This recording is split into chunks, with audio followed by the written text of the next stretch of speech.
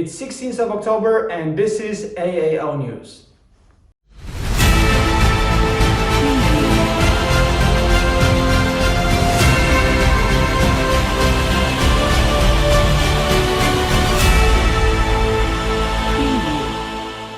Good morning, I am Olamjan Mirzajanov and today on the program. World Bank forecasts Uzbekistan's economy grows at 6.2% in 2021 and 5.6% in 2022. Top executives of 9 ministries and departments fined for excessive bureaucracy. Russia leads travel ban for 150,000 citizens of Uzbekistan. Sevilla Football Club interested in Shomurodov's transfer from Roma. The economic growth of Uzbekistan is projected to accelerate to 6.2% in 2021, the World Bank said in a report. However, this forecast remains subject to uncertainties about the continued impact of COVID-19 waves on global and economical domestic waves. Recovery of investment trade on remittances will support the economic growth and reduce unemployment and poverty in 2021, the report says. Growth is projected to remain strong at 5.2% in 2022 as the pace of vaccination accelerates and global disruptions ease further. The current account deficit is projected to be 5.2% of GDP in 2021 as capital imports for investment projects recover and as gold exports fall from record levels in 2020. Foreign direct investment is expected to remain subdued in 2021 and partially recover in 2022. The continued expansion of social assistance and public investment to improve rural infrastructure and vaccination costs will continue to elevate public spendings in 2021. This will be partially offset by higher tax, mining and privatization revenues, leading to projected overall fiscal deficit of 5.2% of GDP in 2021. Increased public debt will finance this deficit and public debt is projected to reach 40.6% of GDP by end 2021. COVID-19 uncertainty and forthcoming VAT rates reduction in 2023 are likely to contribute to a higher medium-term fiscal deficit. Robust economic recovery and the gradual withdrawal of anti-crisis measures and the tax administration reforms to widen the tax base are projected to help consolidate public finances and stabilize the debt at about 42% of GDP by the end of 2023. The Ministry of Justice studied in 29 ministries and departments the implementation of presidential decree on the measure to further create favorable conditions for population and business entities when using public service. During the study, it was revealed that a number of ministries and departments violated the requirements of the decree. They did not ensure the implementation of some measures, the Ministry of Justice report. Particularly 3,256 cases, unnecessary documents were requested from citizens.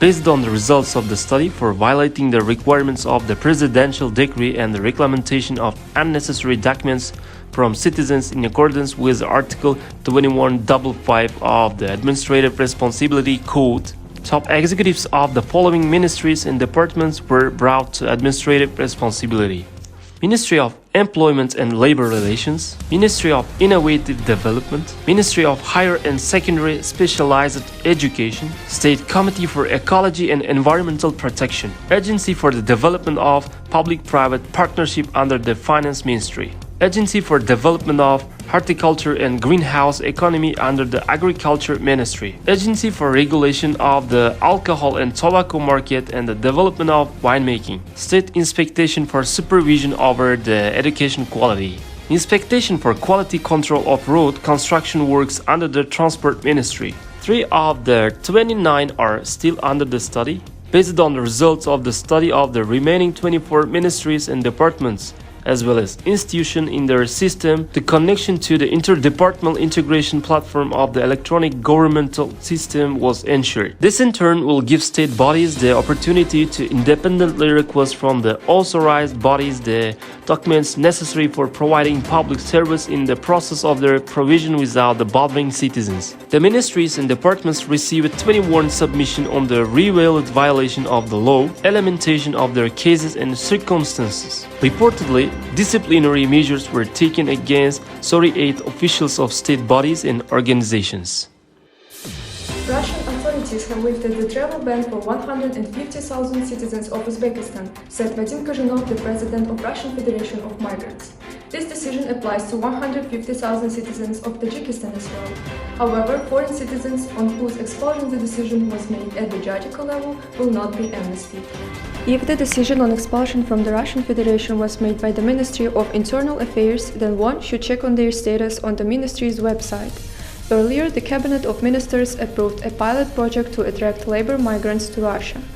As part of the project, 10,000 construction workers from Uzbekistan will go to Russia to work. All of them must be vaccinated against coronavirus. The Ministry of Construction, the Ministry of Labor, the Ministry of Health, the Ministry of Education and Science, Rospotrebnadzor, the Ministry of Internal Affairs, and the Ministry of Emergency Situations are participating in this pilot project.